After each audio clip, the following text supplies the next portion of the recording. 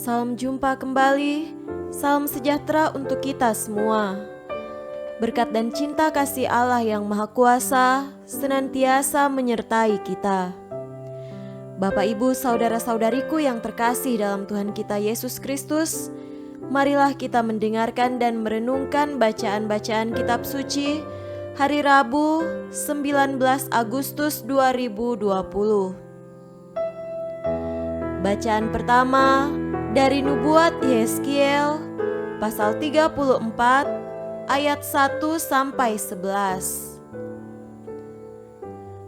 Lalu datanglah firman Tuhan kepadaku, "Hai anak manusia, bernubuatlah melawan gembala-gembala Israel, bernubuatlah dan katakanlah kepada mereka, kepada gembala-gembala itu, beginilah firman Tuhan Allah.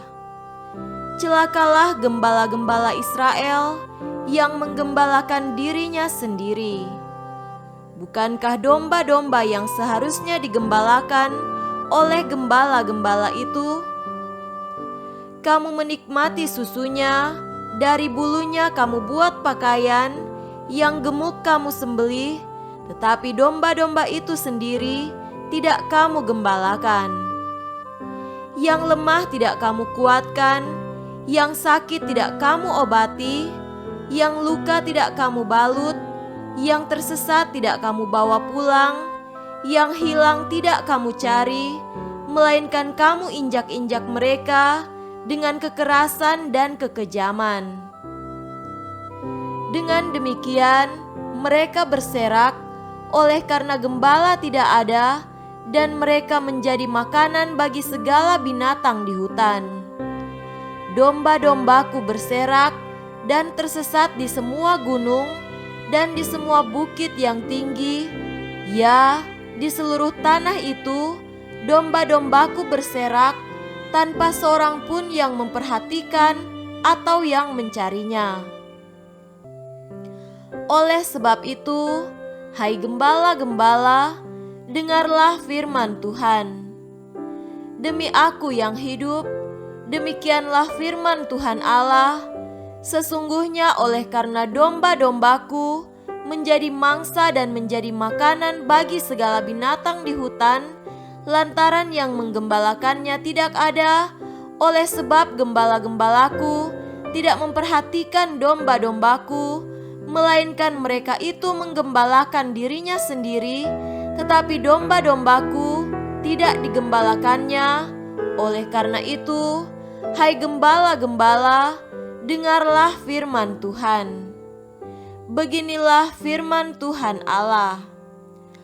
Aku sendiri akan menjadi lawan gembala-gembala itu, dan aku akan menuntut kembali domba-dombaku dari mereka, dan akan memberhentikan mereka menggembalakan domba-dombaku. Gembala-gembala itu tidak akan terus lagi menggembalakan dirinya sendiri. Aku akan melepaskan domba-dombaku dari mulut mereka, sehingga tidak terus lagi menjadi makanannya.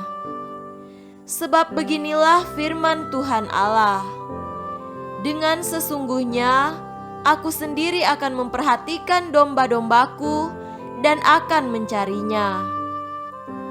Demikianlah sabda Tuhan. Syukur kepada Allah.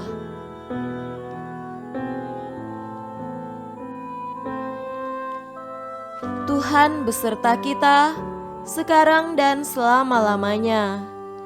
Inilah Injil Yesus Kristus menurut Matius.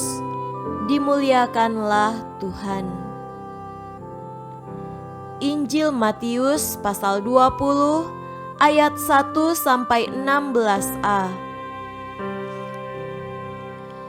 Adapun hal kerajaan sorga sama seperti seorang tuan rumah yang pagi-pagi benar keluar mencari pekerja-pekerja untuk kebun anggurnya.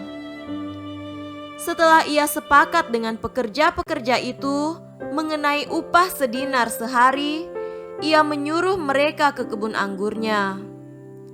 Kira-kira pukul 9 pagi, ia keluar pula dan dilihatnya ada lagi orang-orang lain menganggur di pasar. Katanya kepada mereka, "Pergi jugalah kamu ke kebun anggurku, dan apa yang pantas akan kuberikan kepadamu." Dan mereka pun pergi. Kira-kira pukul 12 dan pukul 3 petang, ia keluar pula dan melakukan sama seperti tadi. Kira-kira pukul 5 petang, ia keluar lagi dan mendapati orang-orang lain pula, lalu katanya kepada mereka, "Mengapa kamu menganggur saja di sini sepanjang hari?" Kata mereka kepadanya, "Karena tidak ada orang yang mengupah kami." Katanya kepada mereka, "Pergi jugalah kamu ke kebun anggurku." Ketika hari malam, tuan itu berkata kepada mandornya, "Panggillah pekerja-pekerja itu dan bayarkan upah mereka, mulai dengan mereka yang masuk terakhir hingga mereka yang masuk terdahulu." Maka datanglah mereka yang mulai bekerja kira-kira pukul 5, dan mereka menerima masing-masing 1 dinar. Kemudian datanglah mereka yang masuk terdahulu, sangkanya akan mendapat lebih banyak, tetapi mereka pun menerima masing-masing 1 dinar juga. Ketika mereka menerimanya, mereka bersungut-sungut kepada tuan itu, katanya, "Mereka yang masuk terakhir ini hanya bekerja 1 jam, dan engkau menyamakan mereka dengan kami yang sehari suntuk bekerja berat dan menanggung panas terik matahari." Tetapi tuan itu menjawab seorang dari mereka, "Saudara, aku tidak berlaku tidak adil terhadap engkau. Bukankah kita telah sepakat sedinar sehari? Ambillah bagianmu dan pergilah. Aku mau memberikan kepada orang yang masuk terakhir ini sama seperti kepadamu. Tidakkah aku bebas mempergunakan milikku menurut kehendak hatiku? Atau iri hatikah engkau karena aku murah hati?" Demikianlah orang yang terakhir akan menjadi yang terdahulu, dan yang terdahulu akan menjadi yang terakhir. Demikianlah Injil Tuhan. Terpujilah Kristus. Saudara-saudariku yang terkasih dalam Tuhan kita Yesus Kristus, tema renungan kita pada hari ini adalah keadilan Allah. Kita diajarkan mengenai hukum kewajiban dan hak, yaitu kita harus melakukan kewajiban kita terlebih dahulu sebelum mendapatkan hak kita, dan besarnya hak yang dituntut sebanding dengan besarnya kewajiban yang dilakukan. Ini menjadi hukum dasar yang logis dan diterima secara umum dalam masyarakat di berbagai tempat di dunia. Hukum ini juga berlaku dalam masyarakat di mana dulu Yesus hidup. Saudara terkasih, perumpamaan Yesus pada hari ini mengenai para pekerja dan upah yang mereka terima menjadi sesuatu yang sulit untuk dimengerti dan memberikan kepada kita reaksi spontan untuk menolaknya karena jelas bertentangan dengan hukum kewajiban dan hak. Pelaksanaan pembayaran upah sangat janggal dan sulit untuk dipahami. Mengapa jumlah upah yang diberikan adalah sama kepada para pekerja dengan waktu kerja yang berbeda? Para pekerja protes keras atas pembayaran upah seperti ini. Pemilik kebun anggur yang adalah Allah Bapa mengatakan, "Iri hatikah engkau karena aku murah hati?" Saudara-saudariku terkasih, hukum hak dan kewajiban adalah hukum di area tatanan hidup manusia di dunia ini.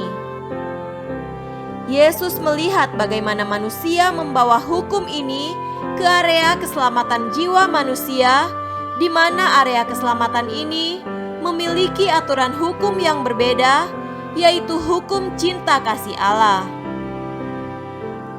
Kita sering menghayati hidup beriman kita seperti sebuah timbangan. Kebaikan kita akan dibalas dengan hadiah dari Tuhan sebesar kebaikan yang kita lakukan. Yesus meminta kita agar tidak menggunakan hukum timbangan hak dan kewajiban. Yang perlu kita lakukan adalah melakukan sebanyak mungkin kebaikan dengan tulus tanpa pamrih dan menyerahkan sepenuhnya hak upah kita kepada Allah sendiri. Semoga demikian. Amin.